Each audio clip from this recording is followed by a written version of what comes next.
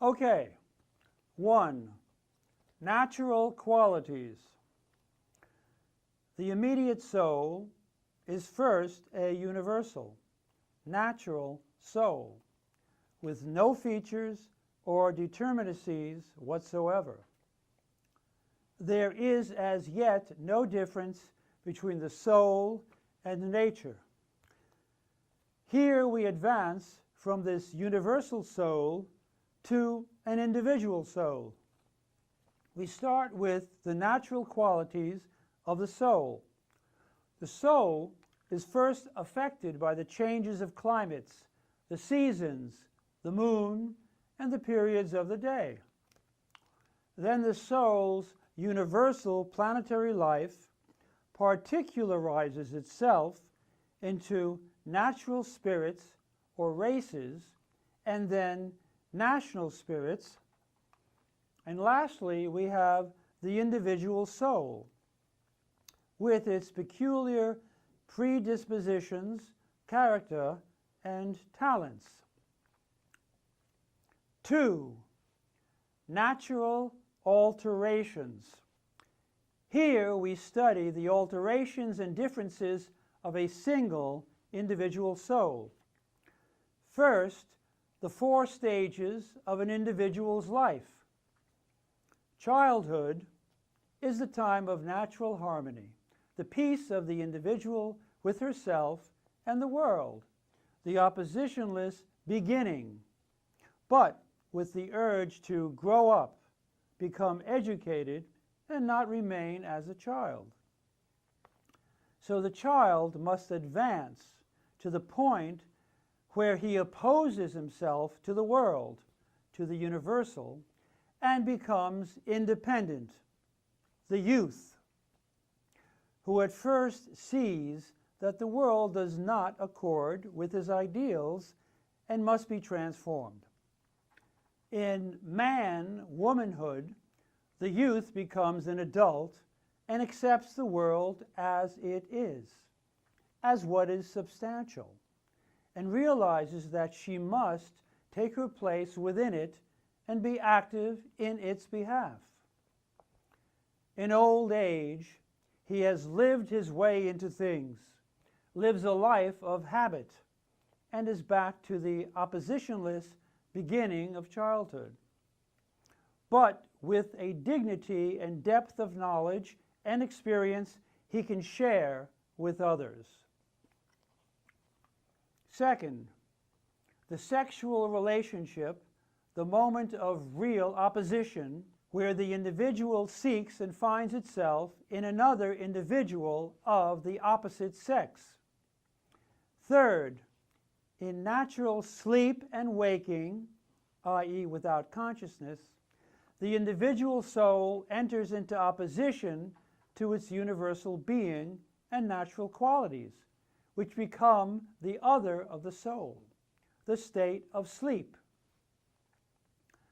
The state of sleep is the soul's being in itself, which necessarily entails the awakening of the soul's being for itself.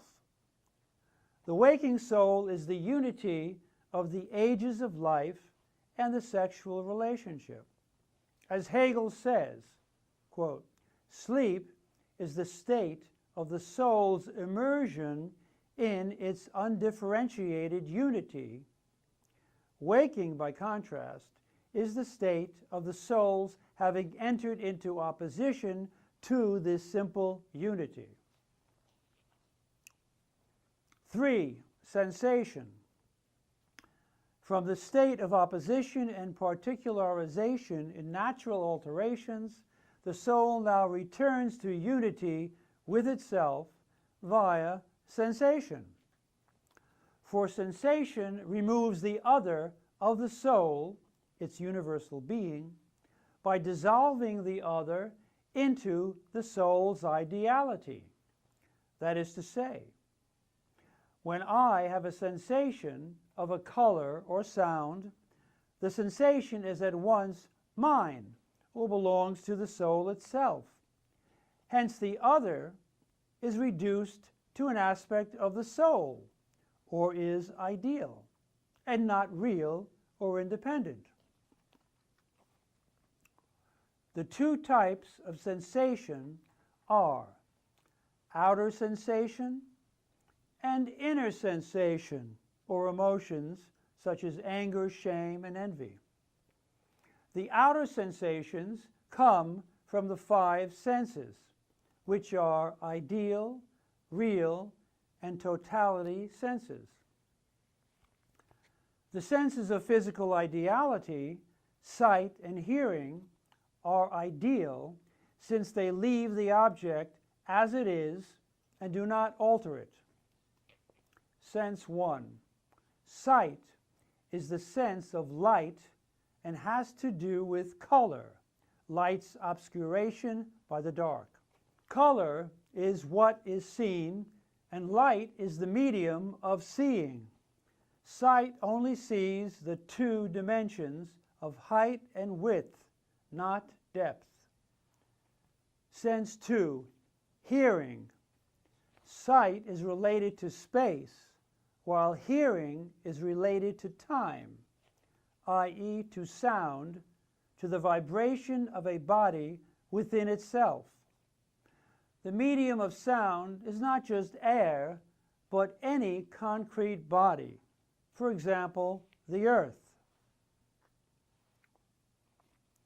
The senses of real difference, smell and taste, are real because they do involve an altering of the qualities of the object, which is in process of dissolution. Sense 3, smell, has as its medium the air and does not require any contact with the body itself. Sense 4, taste. Taste requires direct contact with the body and yields the sweet, the bitter, the acidic, and the salty tastes. Lastly, sense 5, feeling or touch, is the sense of earthly totality which resides primarily in the fingers and is the most concrete of all the senses. It involves the resistance of a body to touch and deals with solid reality, heavy matter, heat, shape, and its three dimensions. There is also a relation of outer sensations to our mental interior, which also relate to our moods. For example, the colors. Black relates to grief, white to innocence, blue to femininity and love, and yellow to jaundiced envy. Next time we will take up the feeling soul, ESP and derangement, the actual soul, and our transition to phenomenology and the spirit as consciousness. Thank you.